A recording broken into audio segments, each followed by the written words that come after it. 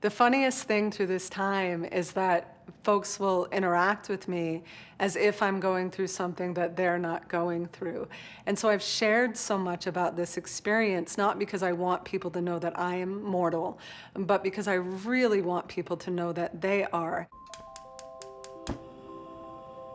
I'm Andrea Gibson. I am a spoken word artist or spoken word poet. I have to cancel my fall tour. 2.5 years ago, I got diagnosed with ovarian cancer. The doctors declared it incurable. Love yourself. And I've been writing about my experience with cancer ever since and sharing it pretty consistently online.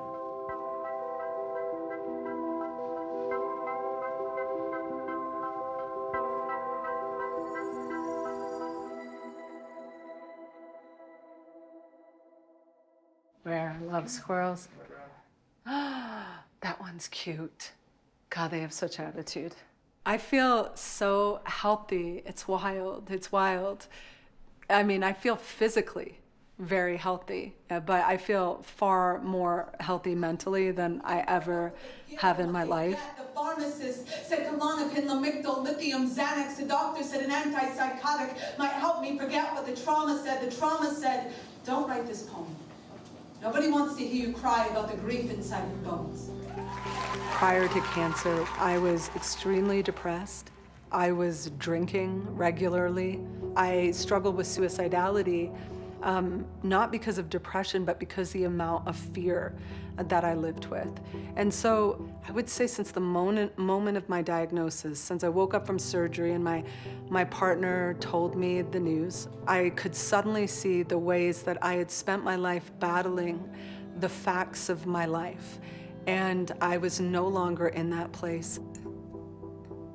I actually had a lot of compassion and sympathy for people on a spiritual path because I could see the trying connected with that path and the desperation to arrive to a new place.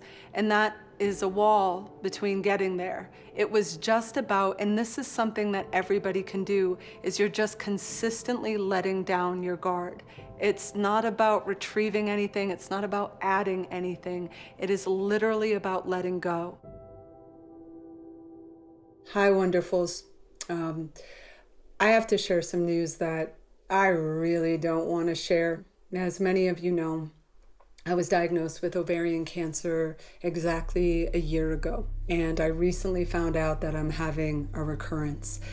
I did a surgery when the cancer returned, and it sort of returned everywhere. When I got home from that surgery, the pain that I was experiencing was unlike anything I'd ever experienced before. And I could feel that the pain was worsening and worsening because I was in so much resistance to it. The hardest thing that I think I ever did was the second where I said, okay, I allow this. I will allow this pain. I could cry about it now because it was such a transformative moment for me. And I said, I allow this. I will not fight against what is, because this pain is my life right now. I'm not gonna fight against my life. And then afterwards I thought, well, I can do anything. I mean, what else can I say yes to and feel my whole being like bloom? When people ask me now if I'm out of the woods, I say, I'll never be out of the woods. There's something so beautiful about the woods. You tap into the brevity of something and all of a sudden everything becomes more special.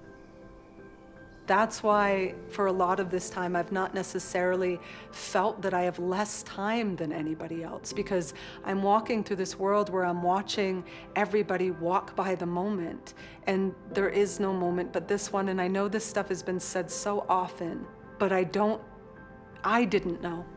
I didn't know how ecstatic the moment is, how full it is, and how expansive it is. There is so much more time in a moment than there is in a decade, which is still something I'm trying to find language for.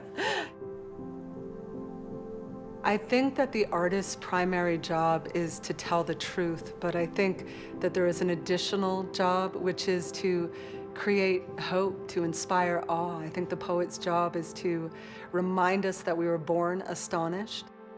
I have since learned that we are never, ever supposed to grow out of that.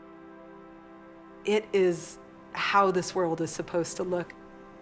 And you start to see it just as soon as you decide to see it.